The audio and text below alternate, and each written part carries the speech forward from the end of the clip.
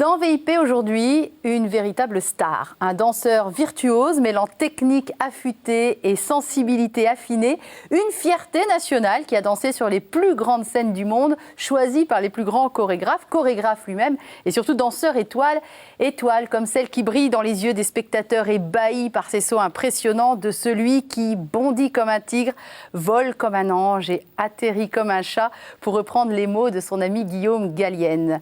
Nicolas Loriche, bonjour et merci d'être dans VIP. Bonjour, je suis très heureux d'être là. Ah bah écoutez, vous savez que ça fait un moment qu'on vous court derrière. Hein. Vous bondissez tellement vite et tellement haut qu'on a mis plus d'1 an à vous rattraper pour cette émission. Mais c'est vrai que cette dernière année a été chargée pour vous. Tout à fait, oui, il s'est passé pas mal de choses et beaucoup de voyages. Comme toujours, mais ça c'est la vie du danseur étoile. Tout à fait. Ouais. Cette dernière année a été chargée puisque ça a été l'année de vos adieux, puisque à l'âge de 42 ans, c'est la retraite des danseurs de l'Opéra de Paris. C'est pas un peu jeune, honnêtement ? Oui, d'autant plus que j'ai pas l'impression d'avoir dit adieu, mais en fait juste au revoir à cette compagnie finalement, effectivement. Mais ça, c'est une chance. Le contrat des danseurs s'arrête à 42 ans, ça a le mérite d'être clair. Donc à 42 ans, on quitte cette compagnie pour faire autre chose. C'est vrai que vous dites au revoir, et votre au revoir du 9 juillet 2014 a été un au revoir très peu conventionnel par rapport aux adieux que peuvent faire les danseurs étoiles. D'habitude, vous dansez un ballet dans un rôle-titre et il y a une standing ovation, et vous, ça n'a pas du tout ressemblé à ça. Vous avez construit les choses à votre manière. Vous pouvez nous l'expliquer ? Écoutez, il était important pour moi de raconter une histoire et au travers de cette histoire, raconter mon attachement à cette maison magnifique qu'est l'Opéra de Paris, et également de lui rendre hommage sur ce qu'elle a de superbe, tant en termes de formation, d'évolution de ces jeunes enfants qui rentrent à l'école de danse. C'est le parcours que j'ai fait également, et puis qui grandissent dans cette maison, et puis qui prennent connaissance d'un répertoire qui est un véritable patrimoine national, pour le coup, qu'il faut chérir et bichonner, et puis continuer à faire vivre. Alors vous savez, en deuxième partie d'émission, nous retrouverons une écrivain d'icônes, on dit comme ça, et d'où la présence de ces deux icônes en plateau. Elle s'appelle Hélène Bléré, elle a été petit rat à l'Opéra de Strasbourg, elle est absolument passionnée par la danse et a suivi votre carrière, donc la discussion sera intéressante, parce que moi je suis totalement néophyte. Si je vous pose des questions débiles, dites-le moi, Nicolas Loriche. Je vous le dirai, n'hésitez pas. Alors c'est vrai que je vous dis bonjour, et puis que tout de suite on parle de vos adieux le 9 juillet dernier à l'Opéra de Paris, parce qu'une nouvelle vie commence pour vous, et on en parlera un petit peu plus tard. Mais repartons de ce petit gamin qui a 7 ans, qui s'appelle Nicolas, qui en 82 va entrer à cette école de danse dirigée à l'époque par Claude Bessy, une grande directrice, bien sûr. Et il a quoi en tête, ce petit garçon de 7 ans ? Il se dit déjà, je vais devenir danseur étoile. Alors absolument pas. Vraiment, j'ai jamais eu ni cette envie, ni cette ambition. Il a toujours été important pour moi non pas d'avoir une vision ou une vue carriériste, mais vraiment de profiter du moment, de l'instant. Je pense du reste que c'est ce qui m'a plu dans la danse. Vous aimiez ça ? Ce partage de l'instant. C'est-à-dire que nous sommes ici et maintenant, et nous allons travailler sur ce temps-là, avec les gens qui sont là, et on va le partager. Je crois que c'est toujours ce qui m'a motivé. Vous aviez déjà une sacrée sagesse à 7 ans. Non, moi je me le formulais complètement différemment. En fait, j'avais un frère aîné qui était assez brillant, qui faisait des très bonnes études. Et pour moi, la question était de savoir comment je m'inscrivais dans notre foyer, quelle était ma place dans cette famille. Le mieux était de faire un virage à 180 degrés et puis de proposer quelque chose de totalement différent. Il est devenu quoi, votre frère ? Il est chercheur au CNRS. Ah ouais, donc directeur de recherche au CNRS. On a deux Loriche qui ont deux parcours très, très importants et très intéressants, mais chacun dans sa catégorie. On ne se marche pas sur les pieds. Ça ressemble à quoi vos années de formation ? Parce que souvent, c'est beaucoup de souffrance, c'est beaucoup de travail, c'est beaucoup de sueur. J'imagine qu'il y a aussi toute une camaraderie autour de ça. Mais on sait très bien que c'est très, très dur de devenir danseur, on le sait. Oui, si ce n'est que j'étais là parce que j'aimais ce que je faisais. Oui. Et pour le coup, ces efforts ne servaient qu'un but, qui était de faire de la danse. J'en étais très heureux. Donc tout l'aspect souffrance, sacerdoce, etc., je ne l'ai absolument pas vu. Pour moi, c'était au contraire extrêmement vivant. J'avais des interlocuteurs qui étaient extrêmement spécialisés et très talentueux. Voilà, tout à fait, les professeurs, les danseurs que nous voyions, puisqu'à l'époque, l'école de danse était dans l'Opéra de Paris, dans le Palais Garnier, ce qui n'est plus le cas. Aujourd'hui, l'école de danse est à Nanterre. Et donc, finalement, j'étais au contact de ces danseurs. J'ai retrouvé, du reste, en vidant ma loge le 9 juillet, un tricot que j'avais fait signer à Jean Babilé, qui m'avait valu une réprimande, puisque nous avions un uniforme avec un t-shirt blanc et puis un col en noir à l'époque. Et donc, je l'avais croisé dans les couloirs. Et pour moi, c'était réellement un mythe de la danse. Et donc, je lui avais demandé de me signer mon t-shirt. Il me l'avait signé. Bien sûr, quand j'étais arrivé en classe, j'avais été réprimandé pour cet acte. Mais je l'ai retrouvé et j'en suis très heureux. Alors vous avez intégré le corps de ballet à 16 ans, puis après il y a toute une gradation qu'on ne connaît pas forcément quand on est néophyte et qu'on est de l'extérieur. Il y a coryphée, sujet, premier danseur, et puis arrivent les premiers grands rôles. Quel est le premier rôle qui vous a réellement marqué, vous? Parce qu'il y a ce qu'on lit dans vos biographies, mais vous, Nicolas Le Riche, quel est le premier rôle vraiment qui a été important? J'ai presque envie de vous dire, c'est le premier rôle que j'ai fait lorsque je suis rentré dans le corps de ballet, finalement. La première fois que je suis monté sur scène, c'est l'une des raisons pour laquelle il y avait un extrait de Raymonda dans cette soirée de départ du 9 juillet. À l'opéra. Raymonda était très présent. J'ai participé à la création en tant qu'enfant, en tant qu'élève à l'école de danse. J'avais un petit rôle de figuration comme ça où j'étais. Et donc je découvrais tout cet univers de création, tous ces danseurs qui étaient là, ces journées rythmées par la création artistique. Je découvrais également Rudolf Nureyev, puisque c'était le chorégraphe de cette pièce, qui était une personnalité, on va dire, imposante et qui prenait de la place. Et puis ensuite, je l'ai redécouvert en rentrant dans le corps de ballet, puisque le premier ballet que j'ai fait en arrivant dans le ballet était Raymonda. C'est la première fois que j'ai mis les pieds sur la scène de l'Opéra de Paris en tant que remplaçant d'un rôle. Donc c'était très important. Je venais juste de rentrer dans cette compagnie et il fallait que je trouve ma place. Et puis c'est un ballet ensuite que j'ai repris lorsque j'étais étoile. Le fait de fréquenter quelqu'un d'important dans le milieu de la danse comme Nureyev, est-ce que déjà votre destin, entre guillemets, j'allais dire, de chorégraphe, parce que vous êtes aussi chorégraphe, c'est aussi joué là? Est-ce qu'à ce moment-là, vous étiez déjà titillé par la chorégraphie au-delà de la danse même? Je ne sais pas, je crois pas. Non, l'envie de créer des pièces s'est fait vraiment au fur et à mesure et dans l'envie de développer un univers intérieur qui était présent chez moi. Et puis de créer. Ça s'est fait petit à petit.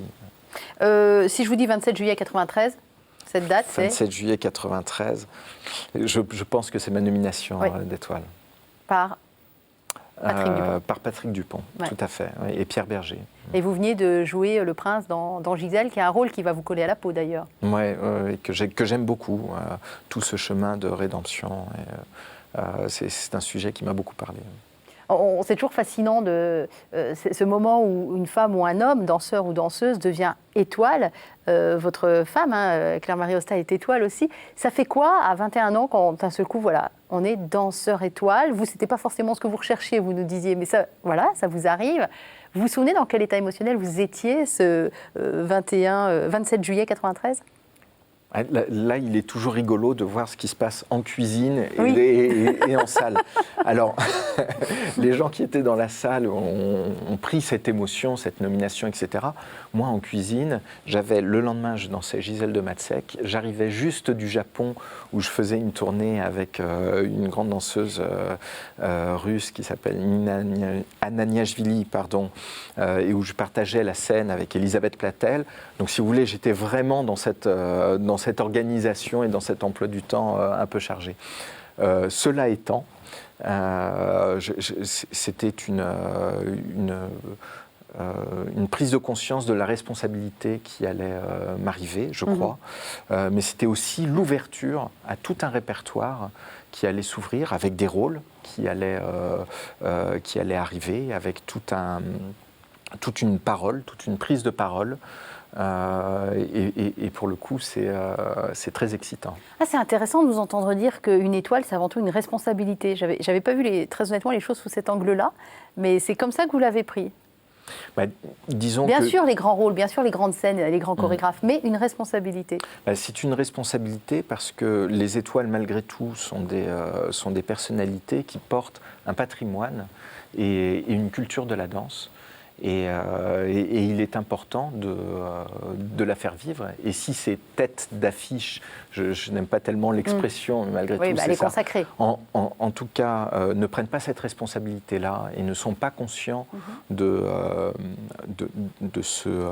cadeau qui leur a été fait et de celui qu'il va falloir qu'ils fassent à leur tour dans la chaîne de transmission, eh bien, c'est très triste pour un art qui ne vit que de la transmission orale. Vous êtes marié à une danseuse étoile, vous avez beaucoup dansé avec Sylvie Guilhem, vous avez dansé avec Marie-Claude Pietragala, puis avec tout un tas d'autres étoiles, hommes ou femmes. Vous en parlez de ça, de ce que c'est qu'être une étoile. En plus, le mot est quand même très beau, enfin, c'est très très beau. Vous en parlez entre vous de cette, entre guillemets, philosophie de l'homme ou de la femme étoilée ou pas?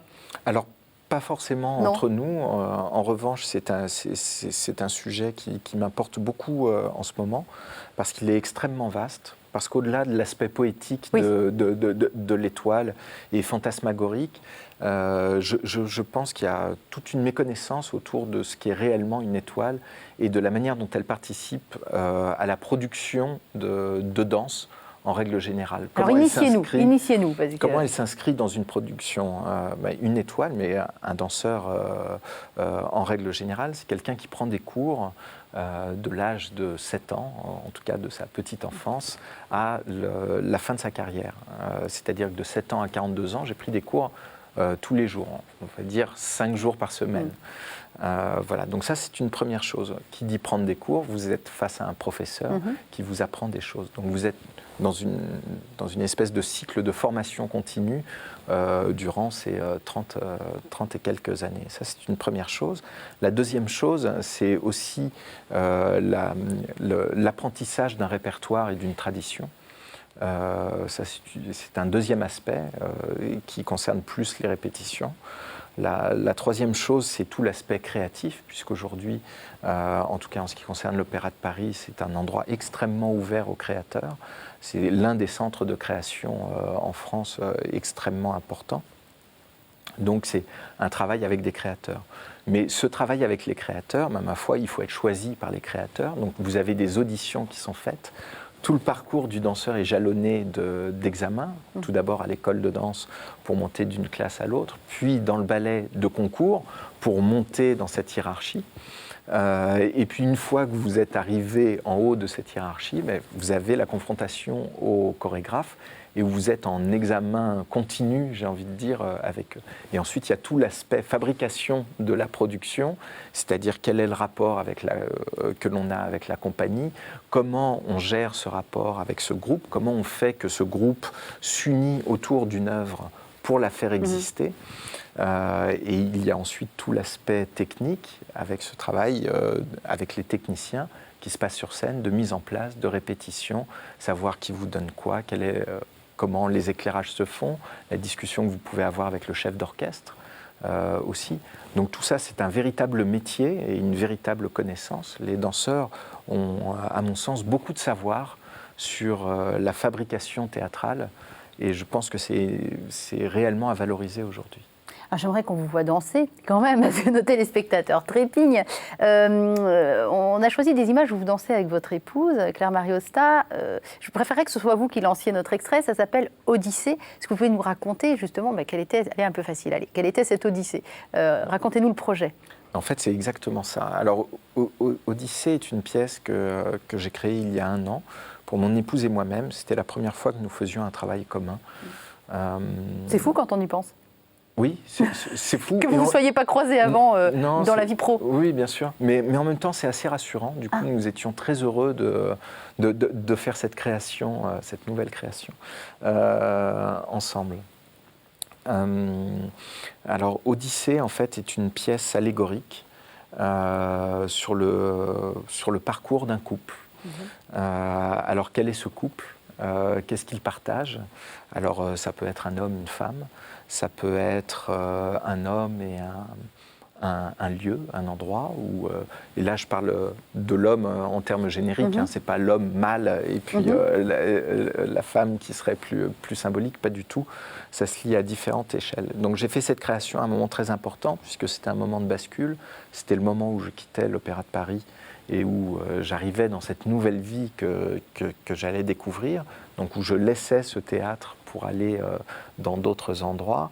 Mon épouse avait déjà quitté ce théâtre, elle dirigeait le Conservatoire national supérieur de danse et de musique, elle dirigeait les études chorégraphiques à ce moment-là.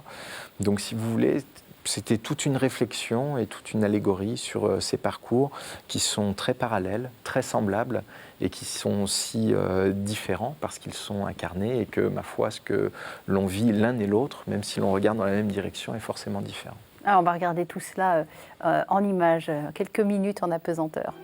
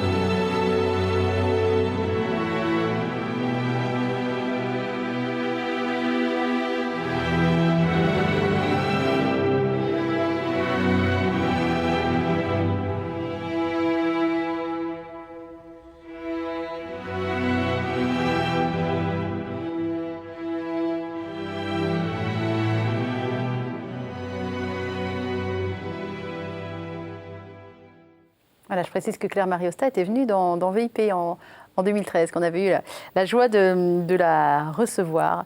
Je vais faire une petite aparté. Vous avez 2 filles ensemble qui ont 7 et 10 ans, qui sont orientées vers la danse, mais alors pas la danse de papa-maman. Hein. La danse classique, elles ont mis ça de côté. 2 étoiles à la maison, c'était peut-être suffisant. Tout à fait. Et les filles ont décidé de développer leur propre vie, finalement. Oui, tout à fait. Nous sommes très heureux, en fait, de la manière dont elles abordent la danse, puisqu'elles le font pour leur plaisir. Voilà, il y en a une qui fait du hip-hop, hein, donc on est quand même assez loin de ce que vous faites, vous. Ouais. Elles ont fait du flamenco l'année dernière, voilà. Un peu de tap dance aussi. Cela dit, je dis ça assez loin, mais au final, vous êtes assez interdisciplinaire. Vous aimez bien mélanger les genres. Qu'est-ce que c'était que cette soirée où vous aviez mis de la peinture, de la photographie Attendez, je vais retrouver ça. Vous allez me le dire, vous, Nicolas Lurich. Écho, oui, c'est ça. Écho, voilà, merci.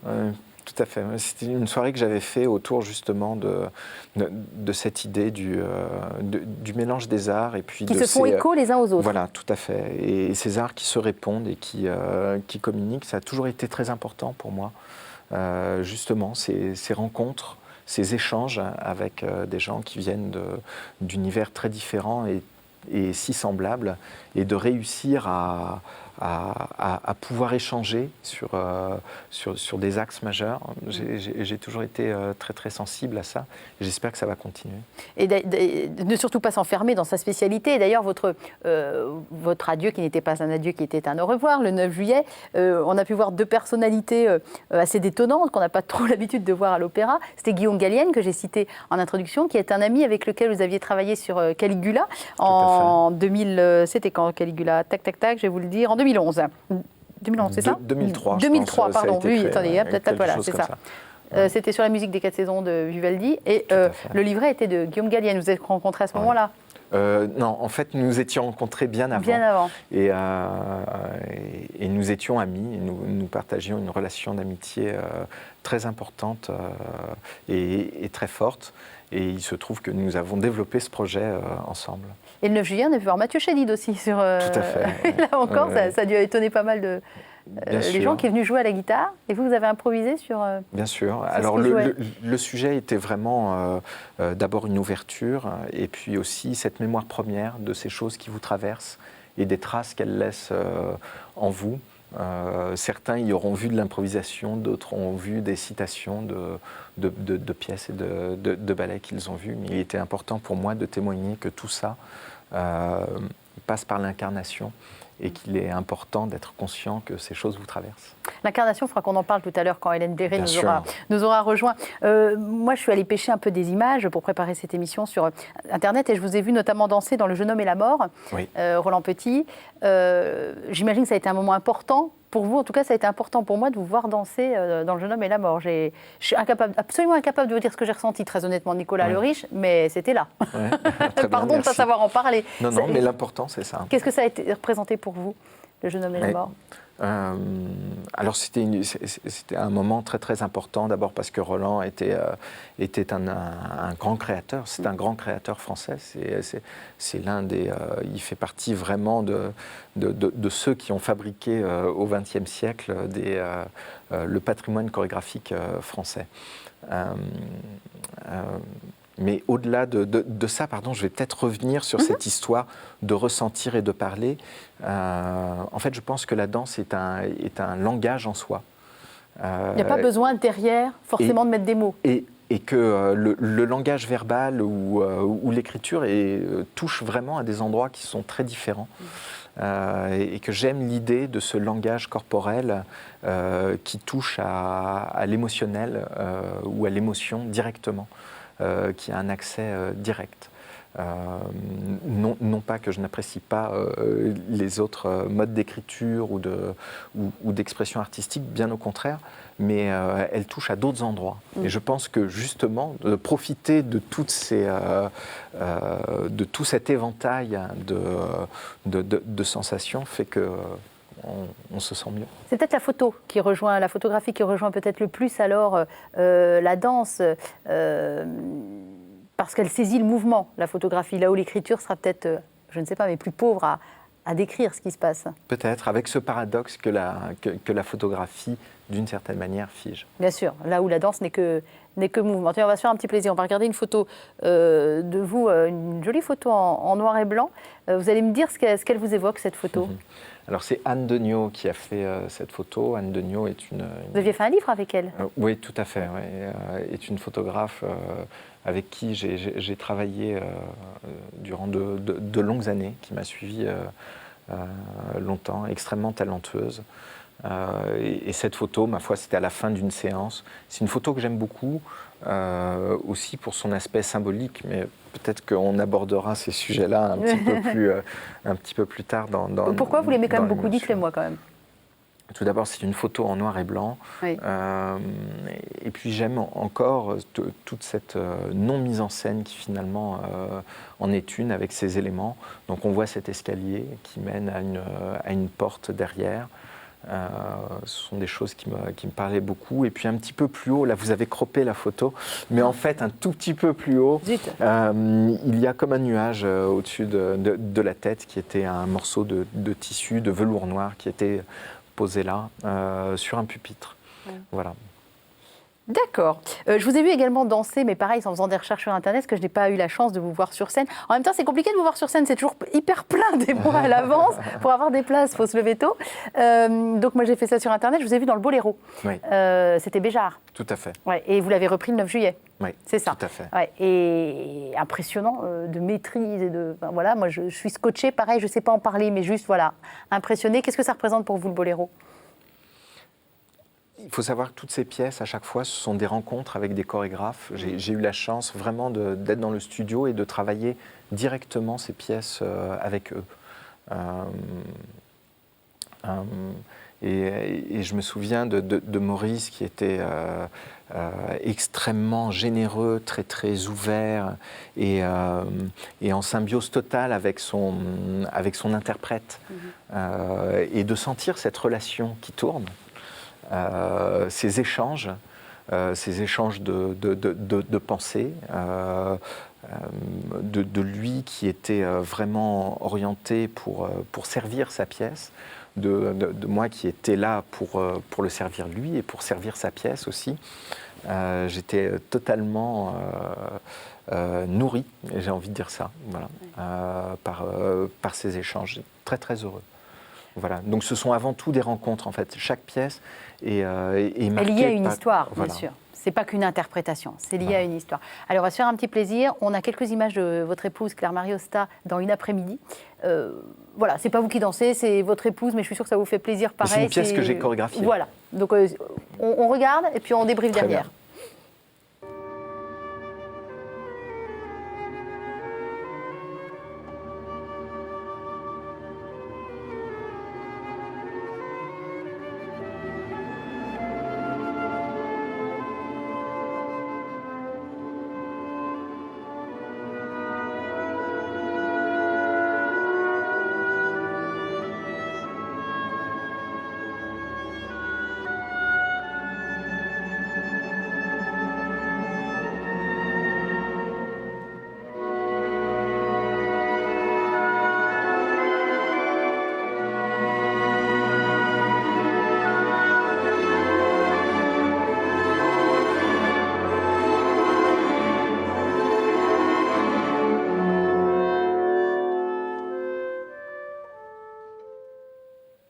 Souvent, quand on voit des danseuses étoiles, on se dit quelle grâce, quelle élégance. Mais oui, quelle grâce, quelle élégance.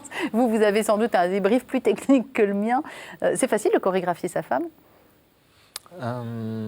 Oui. Oui, parce qu'il est facile en fait d'être dans un studio avec... parce qu'avant d'être ma femme, c'est une danseuse. C'est une superbe artiste. Et c'est ce pourquoi en fait j'ai fait cette pièce pour elle avant tout. Il se trouve que c'est ma femme également et que du coup nous partageons un autre terrain. Mais pour le coup, oui, il est facile d'être dans un studio avec un artiste qui vous donne beaucoup et qui est capable de retranscrire extrêmement finement, voire plus, d'aller au-delà avec les éléments que vous lui donnez. Votre métier de chorégraphe, il vous a appris quoi sur vous ? Qu'est-ce qu'il m'a appris ? Beaucoup d'humilité, ma foi. C'est certainement ce goût de l'introspection et puis d'aller réellement chercher à l'intérieur de soi, très profondément. Et puis ce questionnement de savoir comment proposer à l'autre un accès à une histoire, à une pièce. Alors vous savez, Nicolas Le Riche, ce goût de l'introspection dont vous parlez, ce goût de l'incarnation, vous le partagez avec quelqu'un qui va venir nous rejoindre, qui s'appelle Hélène Bléré. Hélène est écrivain d'icônes. Je croyais qu'on disait iconographe, mais non, c'est moche iconographe, c'est écrivain d'icônes. Bonjour Hélène, asseyez-vous. Bonjour. Bonjour. On lui doit les deux icônes sublimes que l'on voit là et qu'on va... Bonjour Emmanuel. Bonjour Hélène, dont on va parler dans quelques minutes. Alors Hélène m'a dit, vous savez, c'est Noël pour moi, rencontrer Nicolas Le Riche, c'est mon idole. Très bien, très bien. C'est Noël, vous confirmez Hélène ? Hélène ? Pas trop, je vais rougir. Vous confirmez ? Je confirme. Ouais. Je confirme. Ça représente quoi la danse pour vous ? Ça représente une élévation, un dépassement de notre condition humaine dans la beauté et dans le mouvement et dans l'espace. Donc quelque chose d'assez sublime. Et puis ce sont vos années de petit rat de l'opéra. Alors j'ai pas été petit Strasbourg. rat très longtemps, mais suffisamment pour y goûter un peu. Et ça a illuminé mon enfance, bien sûr.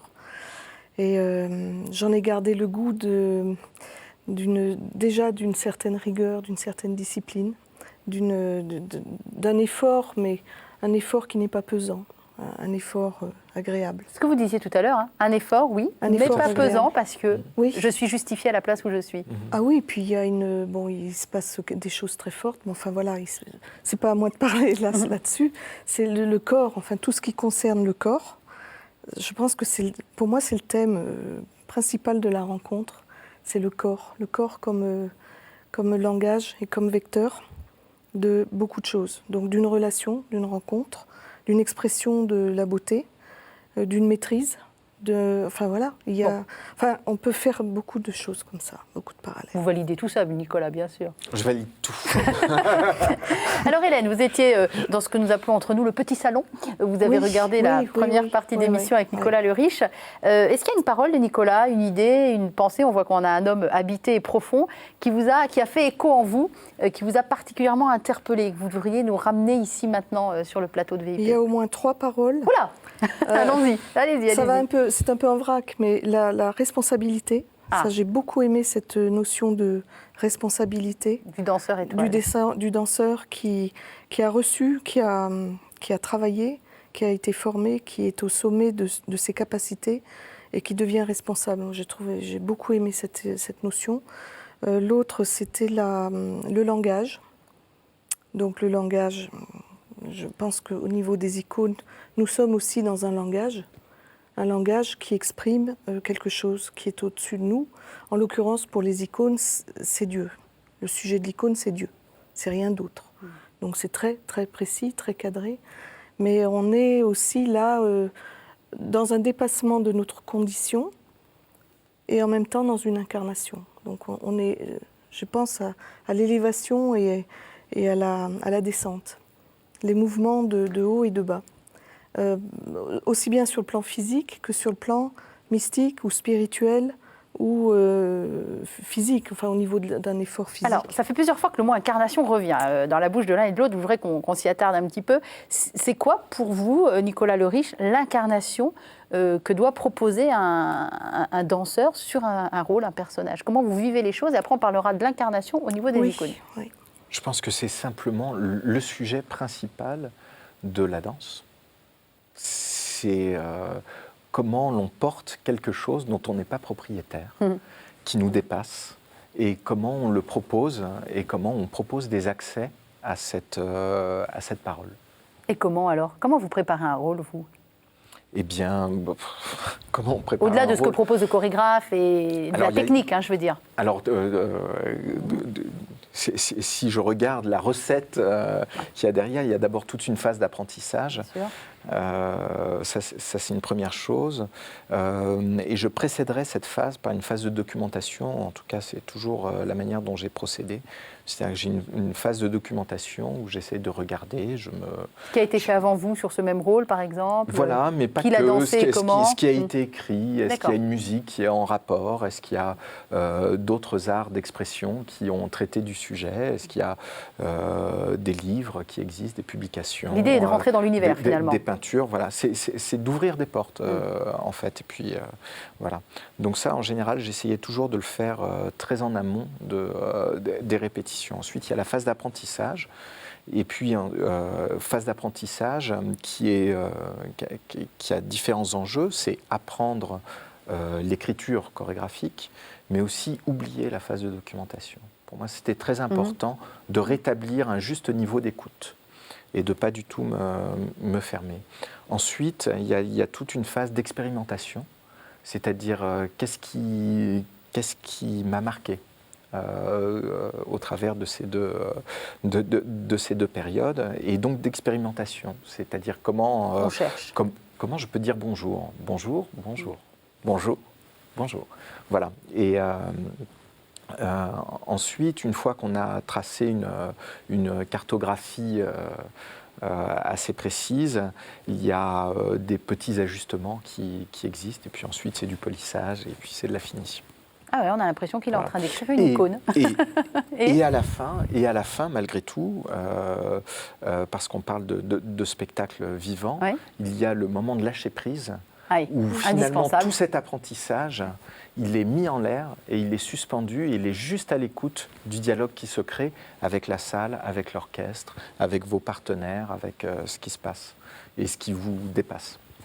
Alors l'icône, Hélène Bléré, c'est un élément essentiel de la foi orthodoxe qui est la vôtre. C'est non pas, je l'ai lu ça dans votre livre, je vais quand même le dire parce qu'il ne faut pas croire que ça vienne de moi, je précise, Lumière joyeuse, le langage de l'icône, Hélène Bléré, chez Racine. On y reviendra. Et donc il est écrit que ce n'est pas l'icône un des aspects de l'enseignement orthodoxe, mais l'expression de l'orthodoxie dans son ensemble. Et qu'une icône, on le voit, c'est un langage visuel, des procédés picturaux et symboliques pour révéler un contenu dogmatique et spirituel. Voilà. Cela étant dit, parlons d'incarnation dans l'icône, puisque c'est notre sujet avec Nicolas Le Riche. Alors justement, ces deux icônes sont des icônes majeures.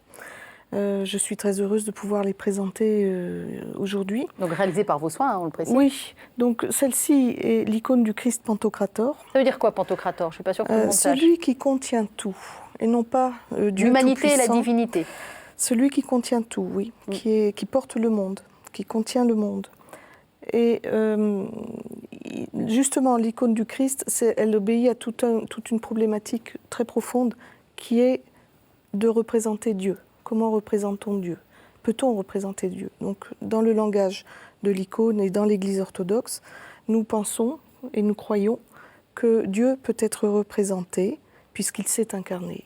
Il a pris chair, il est né de la Vierge Marie, il est devenu homme, il a parcouru la terre de Galilée, il a été crucifié, il est monté au ciel et il est ressuscité. Enfin, il est ressuscité d'abord et ensuite il est monté au ciel. Et il a donc revêtu notre condition humaine. Il a pris l'aspect d'un homme. Et donc, quand on présente une icône du Christ, dans notre foi orthodoxe, nous sommes devant Dieu. Nous sommes devant Dieu dans son aspect humain. Et nous voyons dans cette icône, avec nos yeux de la foi, la nature divine et humaine du Seigneur. Et l'intérêt, l'importance de l'icône, c'est pas d'avoir représenté juste une image sur une surface de bois, peinte ou enduite de telle ou telle manière. L'importance de l'icône, c'est qu'elle nous met en relation directement avec Dieu, parce que nous avons la foi et nous croyons que l'image de Dieu est imprimée dans la matière et reliée à Dieu lui-même. Alors attendez, je vais vous interrompre parce que je voudrais avoir la réaction de Nicolas. Vous êtes croyant, Nicolas, ou pas? Oui. Oui. Dans quelle religion? Catholique. Catholique. Ça vous parle particulièrement? Oui. Ouais. Vous réagissez comment par rapport à ce travail d'écrivain d'icône et par rapport à cette icône, ce travail d'incarnation dont parle Hélène? Vous avez des icônes chez vous? Oui. Ah. Qui m'a été offerte par mon parrain et ma marraine. J'ai un chemin de foi qui a été un chemin de foi tardif, puisque j'ai été baptisé il y a quelques années seulement. Oui, c'est une vraie décision d'adulte. Tout à fait. Avec oui. un vrai cheminement en profondeur, alors. Tout à fait. Voilà. Ça m'amène deux réflexions. Il y a ce que l'on peut percevoir de la forme, lorsque je regarde une icône comme cela, de la forme que je vois et pour laquelle j'ai une première lecture, on va dire, intellectuelle. Et puis il y a une deuxième lecture qui est celle de toute la personne qui a porté cette icône et qui est une lecture émotionnelle. Et en fait, finalement, je suis souvent heureux de laisser transpirer ces deux lectures avec des va-et-vient. Il y a une espèce de respiration qui se crée. Et je trouve ça très vivant et ça me fait vibrer à ce moment-là. Voilà, c'est les premières réflexions que j'aurais sur... La deuxième icône, c'est la Pentecôte. Alors, la deuxième icône, c'est la Pentecôte. En fait, c'est une icône qui montre l'action de l'Esprit Saint sur les apôtres. Donc, c'est l'icône de l'Esprit Saint. Mais on ne peut pas représenter l'Esprit Saint, alors qu'on peut représenter Dieu à travers la personne du Christ. Donc, c'est toute la différence entre les deux. Et l'action de l'Esprit Saint qui se poursuit jusqu'à maintenant. Et justement, l'Esprit Saint est la troisième personne de la Sainte Trinité. Et nos corps sont faits pour accueillir l'Esprit Saint. C'est dans l'Écriture, c'est dans les Épîtres. Et nos corps sont appelés à être les temples de l'Esprit Saint. Donc là, il y a la relation entre le corps et l'esprit. Et l'icône, c'est justement ça, le fondamental de l'icône, c'est la relation entre la matière et l'esprit, et où la matière est digne et peut représenter Dieu. Donc il n'y a pas d'opposition entre les deux. Et Hélène Viré, c'est important la Pentecôte parce que vous vous êtes convertie à la foi orthodoxe, chrétienne orthodoxe, un jour de Pentecôte. Vous aviez 25 ans. Alors, il faut savoir qu'Hélène est issue d'une famille athée, voire même totalement anticléricale, qu'elle a grandi à Strasbourg, qui est pourtant une ville très religieuse, Strasbourg. Oui, beaucoup de chrétiens, beaucoup de juifs. Très belle. Voilà, avec cette cathédrale de Strasbourg absolument magnifique. Donc, vous étiez entourée de cette beauté artistique chrétienne. Votre chemin artistique, lui, s'est dessiné très tôt. Et puis, donc, vous avez 25 ans, vous vous convertissez à la foi chrétienne orthodoxe à la crypte de l'église Alexandre Nevsky à Paris, qui est donc l'église des orthodoxes à Paris. Et donc, il y a cette première conversion. Mais avant d'aller plus loin, ça s'est passé comment, votre conversion, pour vous décider de vous baptiser, de vous faire baptiser récemment, Nicolas? Eh bien... c'est toujours difficile d'essayer de retourner à l'impulsion des choses. Je pense que tout ça est né de ma rencontre avec mon épouse. Voilà. Ça a été fécondé par votre amour, en fait. Oui. Je pense que c'est réellement comme ça que ce questionnement ou que cette ouverture s'est faite, au travers de l'amour. Ah, c'est beau. Non, mais c'est vrai que ça passe beaucoup par... En tout cas, c'est nourrissant. Oui. Vous avez un chemin de conversion religieuse, on l'a compris. Vous avez aussi un chemin artistique. Donc, voilà, vous étiez tournée vers les arts depuis toute petite. Vous avez fait l'école supérieure des arts appliqués. Vous avez fait de la décoration dans un bureau d'études pendant très longtemps parce qu'il faut bien gagner sa vie. C'est ça. Avant d'un jour de se tourner définitivement vers... l'écriture d'icônes, puisqu'on dit ça comme ça. Il y a aussi, si vous me permettez, Hélène, un événement dramatique dans votre vie, c'est la disparition de votre frère avec lequel vous aviez qu'un an d'écart, presque jumeaux, dans un dramatique accident de voiture. Et l'histoire est que c'est lui qui vous a commandé votre toute première icône que vous n'avez donc pas pu livrer. Et votre métier d'écrivain d'icônes est plus tourné vers la croix que vers... la lumière joyeuse et glorieuse, comme s'intitule votre livre. Enfin, il faut nuancer. Mon métier est orienté vers la résurrection, clairement, et vers la lumière de Dieu éternelle, la lumière éternelle. Donc, mais cette croix et cette lumière et cette résurrection n'ont de sens et ne prennent leur sens réel qu'à travers le chemin de la croix. C'est d'ailleurs pour ça que j'aime beaucoup la citation que j'ai mise à l'entrée de mon livre, je l'ai vu, qui est celle de mon parrain dans l'orthodoxie, qui était père spirituel au monastère Saint-Jean-Baptiste en Angleterre, et qui dit en substance... je vais la lire si vous voulez bien. Oui, si vous voulez. Père Siméon. Oui. C'est cela que montre le visage des saints sur les icônes. Ils sont lumineux, ils sont glorieux.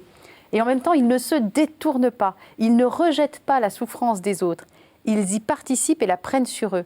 C'est pour cela que cette joie est une joie douloureuse, une joie sans frivolité. Ce qui vous caractérise bien, parce que votre vision de l'icône est baignée quand même par la souffrance de la disparition de ce frère. Oui, mais il y a une joie véritable qui naît de cette vision et de cette souffrance. Là, je ne m'arrête pas à cette souffrance, je ne m'y suis pas arrêtée, sinon je ne serais même pas là pour en parler, je pense. Donc il s'agit bien d'une vision résurrectionnelle, une vision de lumière, mais qui est passée par cette croix, mais parce que sur Terre, dans la condition où nous sommes, où nous vivons, nous avons à passer par une croix, par des épreuves, par des souffrances, qui ouvrent sur autre chose. Pas tout le monde. Enfin, vous, ça a été votre parcours. Nicolas, vous êtes passé par des moments de croix absolue. Enfin, je ne sais pas comment exprimer ça autrement, ou ça a été plutôt bien jusqu'ici. Je pense que j'ai été très préservé. Ouais. Avec mes épreuves, à mon échelle. Donc, pour le coup, étant préservé de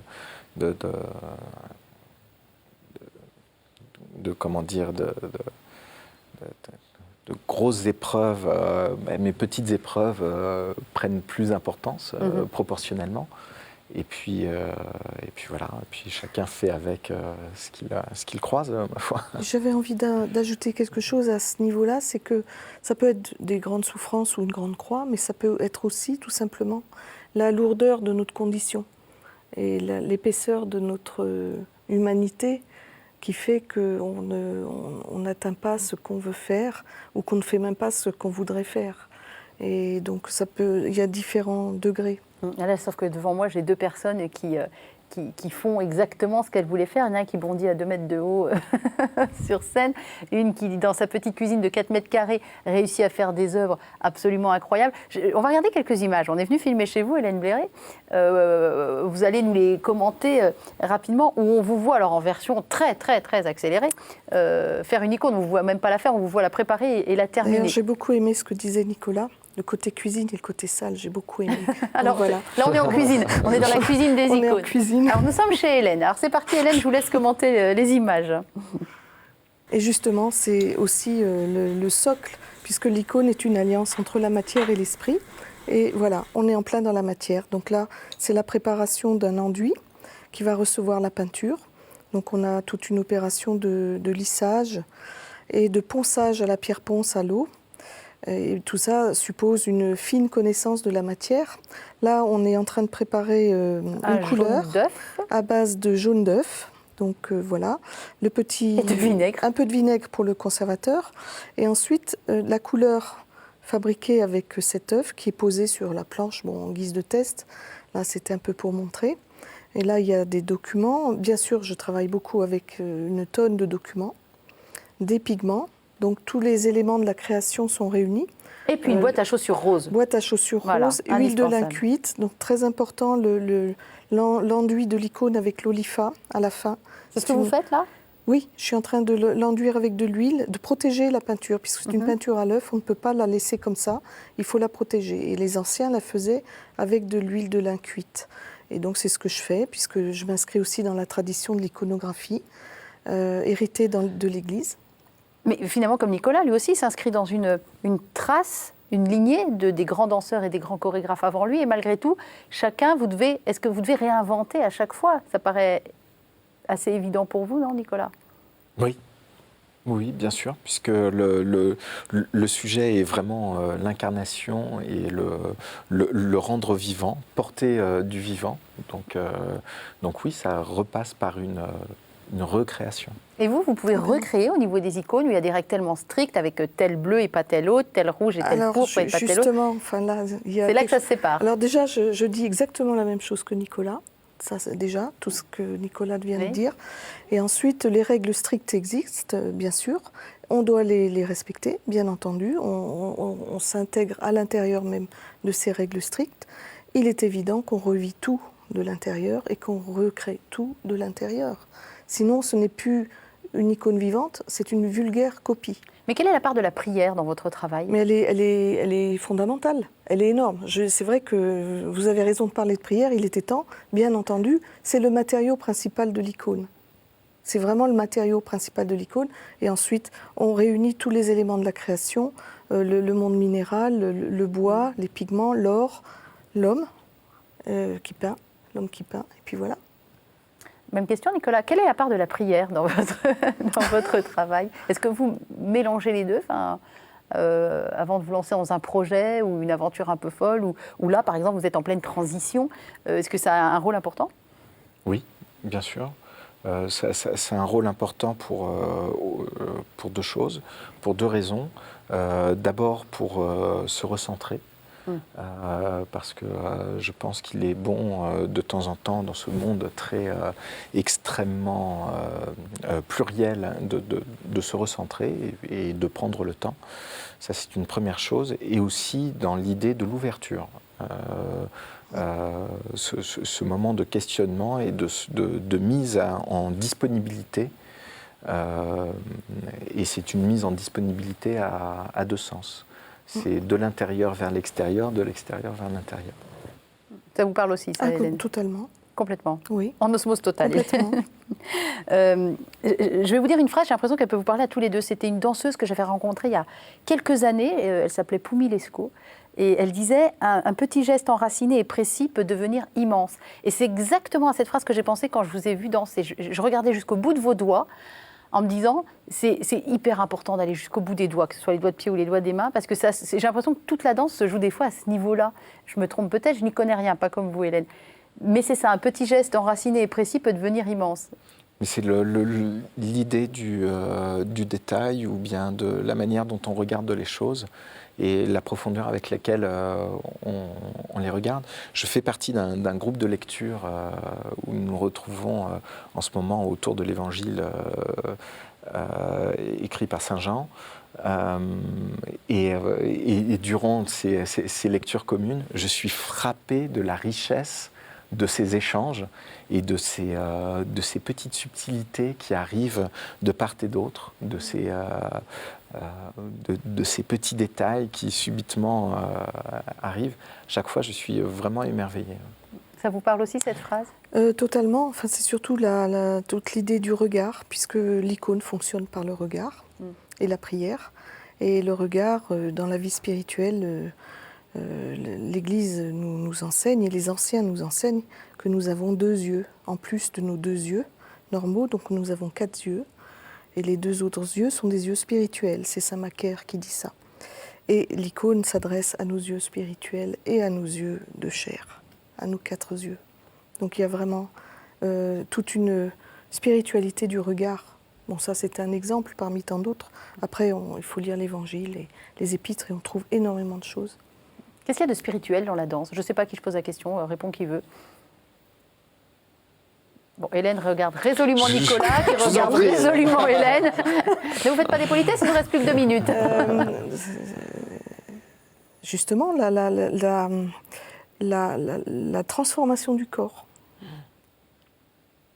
Je crois que l'idée n'est pas de s'arrêter à une forme, simplement, qui serait qu'un habillage, finalement, mais de retourner au cœur du mouvement. Et l'icône est au cœur de l'image. On a bien fait de vous présenter l'un à l'autre, tous les deux. Il y a une connivence et une connexion qui est jolie à voir. On s'achemine vraiment vers la fin de l'émission. Donc, je rappelle quand même, Lumière joyeuse d'Hélène Bléré, ça vient de sortir chez Racine. Alors, c'est vraiment une Bible, pardon de le dire comme ça, mais une Bible pour toute personne qui s'intéresse à l'icône. Voilà. Il y a plusieurs niveaux de lecture. Moi qui ne suis pas une spécialiste, j'y ai trouvé largement de quoi faire. Ceux qui sont beaucoup plus spécialistes, notamment je pense à vos élèves pour lesquels vous enseignez, vont trouver une sacrée nourriture aussi. Je crois que vous aviez un peu envie de l'offrir à Nicolas, non ? Bien sûr. Il me semblait. Je vais vous prêter le mien pour lui offrir en attendant. Voilà, je suis ravie de pouvoir... C'est un livre à tiroir. On ouvre plein de tiroirs et vous ouvrez Merci, j'essaierai d'ouvrir le maximum de tiroirs. Nicolas Le Riche, je suis un peu estomaquée, scandalisée qu'on ne vous ait pas confié de compagnie nationale ou de poste important avec la carrière que vous avez. On a une star mondiale devant nous et l'État français ne fait rien. Donc ça, c'était mon coup de gueule, c'est fait. Vous allez faire quoi maintenant ? Écoutez, tout d'abord, on n'a pas parlé de la transmission. Non, ça c'était important. Ah oui. Ah mince. Très important. Ah zut. Alors, dites vite parce que vous avez 30 secondes. Alors, voilà. Nico, la transmission qui est au cœur de mes préoccupations aujourd'hui, comment rendre quelque chose vivant. Voilà, c'est au cœur de mes préoccupations. Donc, ma foi, j'espère que des choses se passeront pour que cette transmission puisse se faire. Et que, encore une fois, on parlait de responsabilité tout à l'heure. Il était important pour moi de revenir sur l'idée de la responsabilité non propriétaire des choses. Voilà, c'est vraiment des choses qui vous traversent et vous êtes un passeur. Donc ça, c'est une première chose. Et puis, la deuxième chose, ma foi, c'est que ce parcours, il se poursuit. Je suis déjà en train d'écrire une prochaine pièce que j'espère vous annoncer bientôt. Ah, formidable. Et puis il y a Solaris quand même au mois de mars. Et puis Solaris au Théâtre des Champs-Élysées, Saburo Teshigawara, Dai Fujikura, un nouvel opéra. Voilà, n'oublions pas au mois de mars, Nicolas Le Riche. Prenez vos places maintenant, je vous en supplie. Hélène ? Eh bien, je ne peux que souscrire à tout ce que vient de dire Nicolas. Et au niveau de la transmission par rapport à l'icône, j'ai envie de dire que justement l'icône n'est pas une copie. L'icône est une véritable recréation authentique et vivante. Je vous remercie infiniment tous les deux d'avoir partagé avec beaucoup de profondeur sur vos arts respectifs avec lesquels il y a plus de connexions qu'on ne pouvait éventuellement s'y attendre. Merci Hélène Bléré, merci infiniment. Merci Nicolas Le Riche, merci beaucoup. Ravi. Et très bonne continuation de vie à tous les deux. Merci. Au revoir.